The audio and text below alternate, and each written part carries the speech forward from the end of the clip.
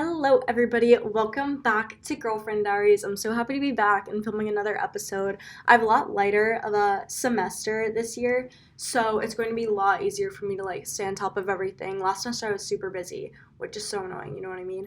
But we're going to get right into it. So today I'm going to be talking about something I've talked about on my TikTok before. So if you've been following me for over a year, you've heard this before, but I have a very strong theory, and that theory is that when you start talking to a man, you are put into one of three categories. And no matter what you do, you cannot escape those categories. And so the three categories are he either is viewing you as a friend, he's viewing you as somebody that he wants to date, or he wants to hook up with you. And again, you're put into that category, you can't escape it. And if you do somehow escape it, you end up right back into the first category that you started in. So, what goes into this, right, is that there's a lot of things. Guys are way different than girls when it comes to hooking up with people, and that's literally science, okay? So when guys and girls sleep together, right, there's a chemical in your brain called oxytocin. That's the love hormone, if you've never heard of that. But obviously if you have, you know it's the love hormone, and it is released very heavily in a woman, and it differs greatly in a man. It's way lower. So what this means is that women crave intimacy out of sleeping with someone. And I feel like that's why we also see, women oftentimes, well, I'm not sure if this is totally true, but I feel like if you took a survey, women would like kissing more and stuff like that, cuddling and stuff more than a guy would. I feel like maybe. Just because women crave intimacy and say for instance kissing, that's intimacy, but it's not you know, sleeping with someone, it's way lighter than that. But women I feel would enjoy that more, and it's because women crave intimacy and men don't have that sort of craving. And then after sleeping with someone, women want closeness, and that's where you hear the term aftercare, which is say cuddling and stuff after sleeping with someone. But men do not crave being close. They actually do not want to be close after sleeping with a woman. So this is science. This is genuinely what happens in someone's brain when they hook up with someone. And obviously it's weird and sad that men are like that and women aren't, but again, that's how it is. And so if you are hooking up with a guy because you think that he's going to want to date you, stop doing it right now. Stop hooking up with him. Girls, you should not be hooking up with a guy that you have feelings for. It's science. Guys, you may fall literally more in love with him, but a guy will not fall more in love with you by having sex with you. So, now going back to the three boxes, right? So, say if, you're talking to a guy and you're thinking in your head say he hasn't texted you for a few days, and you're thinking in your head oh my god, did I say the wrong thing? Did I say something weird? Was that embarrassing? Did I embarrass myself? A, B, and C, right? All these thoughts are running through your head. If a guy wants to date you, you were not too crazy, you were not too weird, you did nothing wrong, you're not too clingy, nothing. Because if a guy wants to date you, none of these things are going to bother him. They're going to be swept right over his head, right? But if he wants to hook up with you, those things will bother him. And those things will be an ick in girl world, right? Girls I feel say ick. Guys don't really say that. I don't know what guys say. But that will be not it to him. And he'll be okay, well, I'm just hooking up with her, whatever.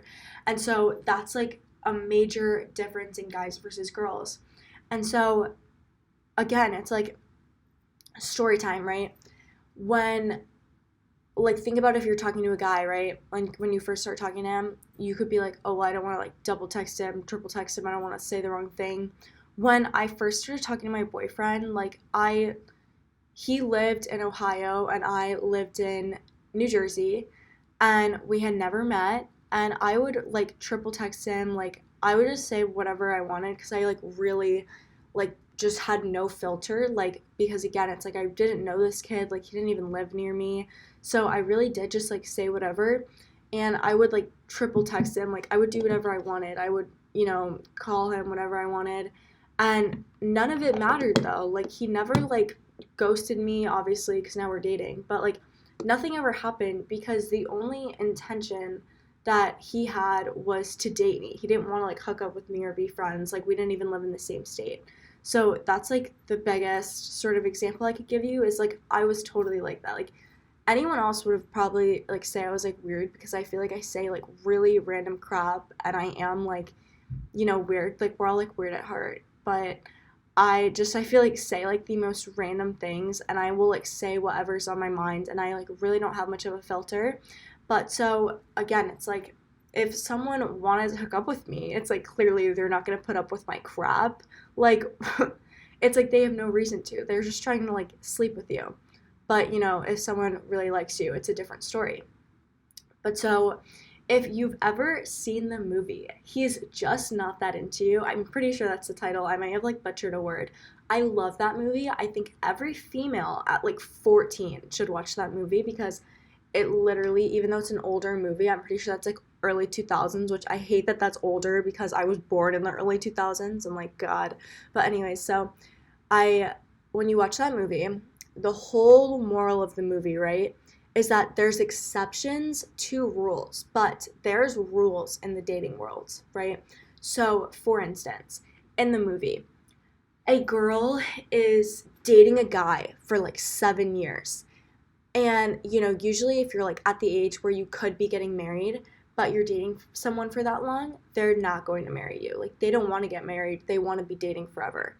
And so she's like telling her friends this, like, oh, well, I want to get married. And they're like, okay, well, listen to this. I knew a girl once, and she was dating this guy for 10 years. And after 10 years, he proposed to her, and now they're married, and now they have 2 kids, and they live in a big, gorgeous house, right? So the friends feed her this story, and she's like, okay, that makes me feel better. Another example is a girl goes on a date, and the guy says that he's going to call her, right? And he doesn't call her for a week, right? And then this girl tells her friend, like, oh, well, listen to this. I had a friend, and her sister was talking to a guy, and they went on a first date, and she thought that they hit it off. But he didn't call her for 2 weeks. And then, you know what happened? He called her, and he said that he was so sorry, and he lost her number, and he was trying to get a hold of her, and he found someone that knew her and got her number, and now they're married. And so, do you see my point here? Is that there's exceptions to the rule. But the rules are that, like, okay, if you're dating a guy for 7 years, he probably doesn't want to get married to you. I'm not saying when you're like, 16. I'm saying when you're like older. The rules are if a guy's not texting you for 2 weeks, he didn't lose your number, he didn't lose your Snapchat, he doesn't want to talk to you, he's ghosting you, he doesn't want to date you. Those are the rules. But people will tell people that are experiencing this the exception to the rule to try to make them feel better. So that's like if my friend was like, oh my God, so I'm like hooking up with this guy and I like really am trying to get him to date me. And then I'm like to her, oh, well, I was hooking up with a guy for months and, then we started dating and then we got married. Like, that's an exception to the rule. Like, the rule is that if you're hooking up with someone, like, they probably don't want to date you. If they wanted to date you, they would have been dating you by now. So my point here is that if someone is telling you that, they're trying to sugarcoat it, but the guy doesn't like you. They're just trying to make you feel better. But you don't need to feel better. You need to turn your brain around to be like, okay, I am the shit, and anyone should feel honored to date me. Like, that is what you need to start thinking. I cannot stress that enough. I want literally every single one of you to think in your head right now, like, it would be a privilege for a man to get to date me and get to marry me and for me to be the mother to his children. Like, once you shift your mindset to being confident and being like, I would be such a good girlfriend, like I would be so good to him and he would be lucky to have me, like not the opposite way around, your life is going to transform. And I feel like I've talked about this on a podcast before, but like the boy cleanse, how I always say that, like 21 days where you're not talking to any guys at all, it takes 21 days to form a habit, like that is life-changing because you see what, how much time you're dedicating to thinking about guys and where that time and energy could be spent elsewhere doing something else.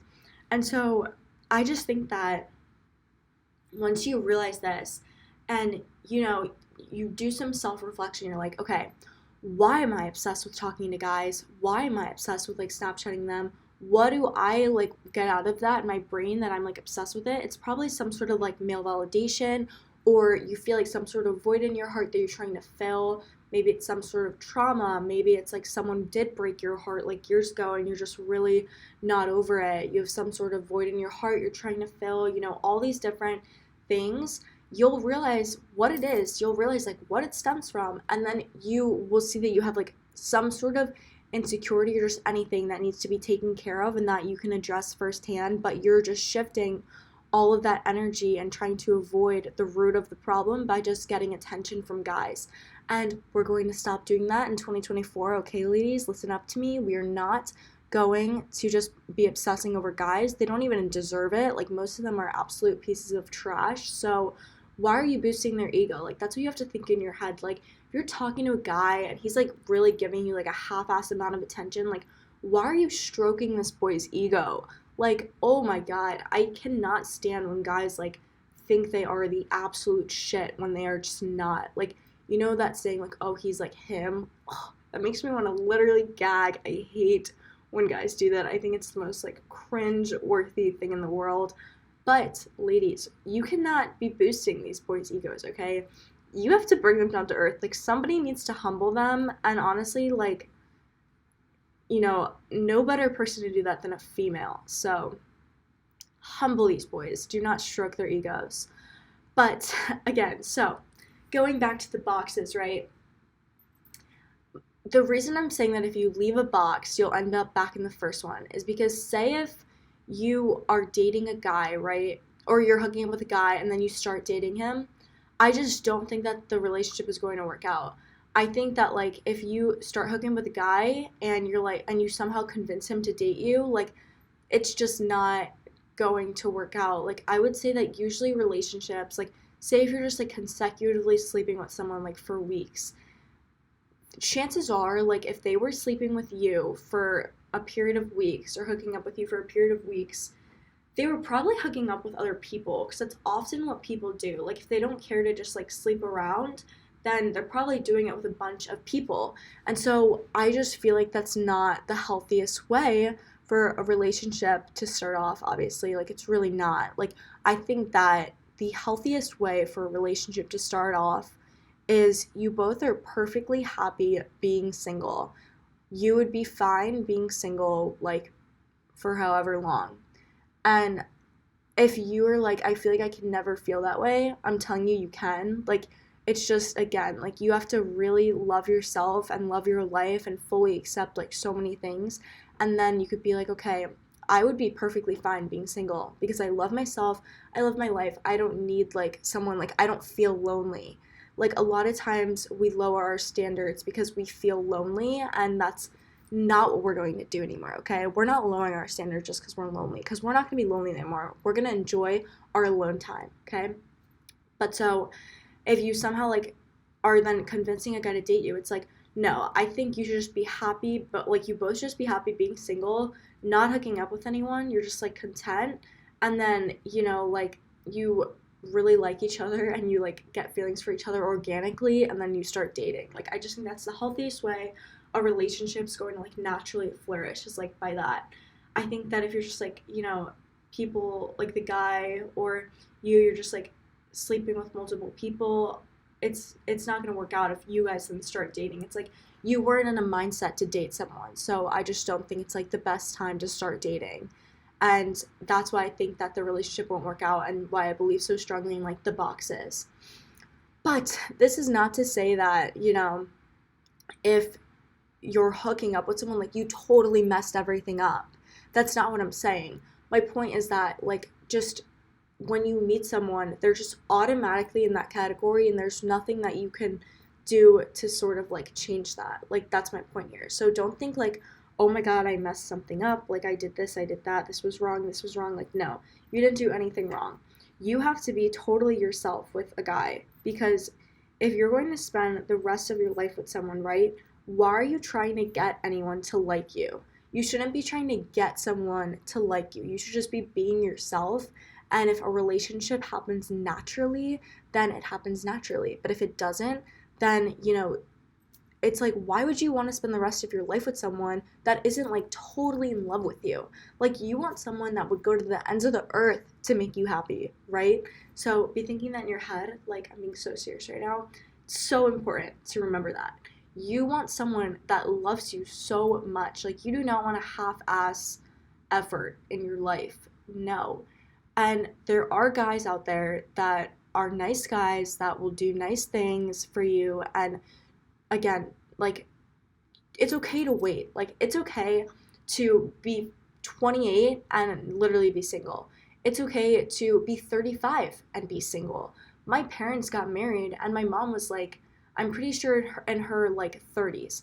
So again, it's like, and then they got married and she had 3 kids.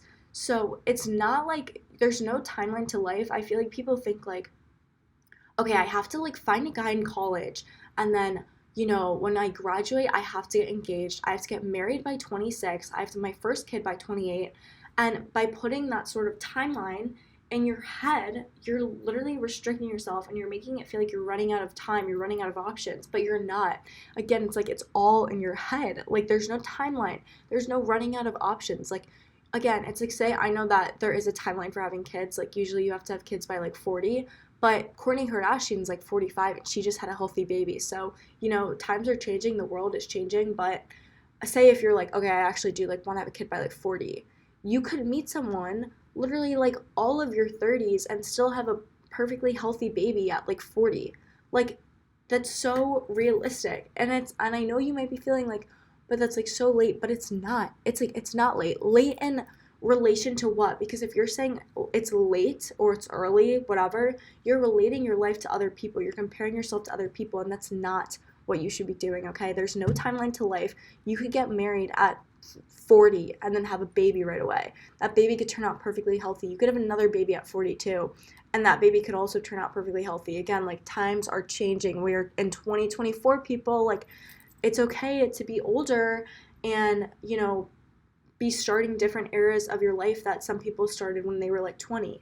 Like, just because, and again, like, just because you get married young and have a baby young, like, that doesn't mean it's any better. It's just that's what worked for you, and that's what God or whatever higher power you believe in planned for that part of that person's life. And he has a different vision for your life. So keep this in mind. Like, again, there's no timeline. You should just like be happy being single and love your life, because think about it, once you get married, you're married for the rest of your life. Like, so might as well just be single and enjoy being single and everything that it comes with while you can be, because when you get married and you have kids, obviously that's a beautiful thing, but on the other side of it, it's like you never have as much freedom as you do when you are single and literally not talking to anyone, because your life is only in relation to you. You're revolving your entire life around yourself. Like, when you're single, like, your life literally does revolve around yourself. You don't have a boyfriend, you don't have kids. Your life literally revolves around you. Every decision you make, it's just only you. And so just enjoy that era of your life while you're living in it, because you only have that for so long, and then you start a new chapter of your life. And obviously it's like being married and having kids, it's beautiful, but you have to remember that like so is being single, okay? Like, it's not that one is more beautiful than the other. Every era of your life just comes with different things that you learn and different events and different memories and different people. And so enjoy every era of your life that you're in. You won't be able to get it back, and you're going to feel like homesick for times in your life. Like, I don't even know how to explain it. Like, say, okay, I'm a senior in college now, and I don't get like homesick of my actual like house that I live in now, but I get like, I'm not really like that. Like, if I'm totally fine like being here at school and like, I like miss people, but I don't like feel homesick. Like, I'm not like, oh my God, I need to go home right now. I, though, feel homesick for like certain specific moments. Like, I miss like being at my old house with like my sister and my mom. Like, I get like and I'll feel like nostalgic for like specific moments. And same thing with like just different moments from like being in high school, like my friends and I all living like 5 minutes away from each other. Like I'll get like homesick for like that. Like, but I won't. It's like, say if I drove back to New Jersey, it's like it won't be the same because it's not that I'm missing that specific place, it's I'm missing a time in my life. And again, that's just like nostalgia and that's normal.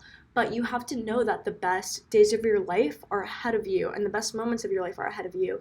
And it's so beautiful to have such happy moments in your life that you miss them and you miss those moments and you miss like events and things that have happened to you. Like that's beautiful that you have such amazing memories in your life and that's like the mindset that you have to shift. Like I always just think in my head, like, it's so amazing that I have like such great memories in my life that I'm able to like miss them so much. But I have to just know in my head that I have so many beautiful moments ahead of me. And, you know, like the moments ahead of me are like, even though it's like, say, I'll be like, oh, I miss like being little and like, you know, all the things that come with being little, like holidays and everything, or like when people in your family, like, you know, like Santa and like all of that. But it's like, okay, well, now what I have to look forward to is like my sisters are gonna get married and have kids. And then like that will be so fun. And then I'll get married and like have kids and that will be so fun. And like I'll buy a house in my future and like what job am I gonna have? So there's a lot of like beautiful things to look forward to. So that's what I'm gonna end this episode with on a positive note. There's so much to look forward to in your life, and you just really have to sit back and enjoy every little thing that happens to you because again you're going to want these moments back even though you don't think it right now. Trust me, you will. So I love you guys. I'll talk to you next week. Let me know what you want to see. I'll see you guys later. Have the best rest of your days.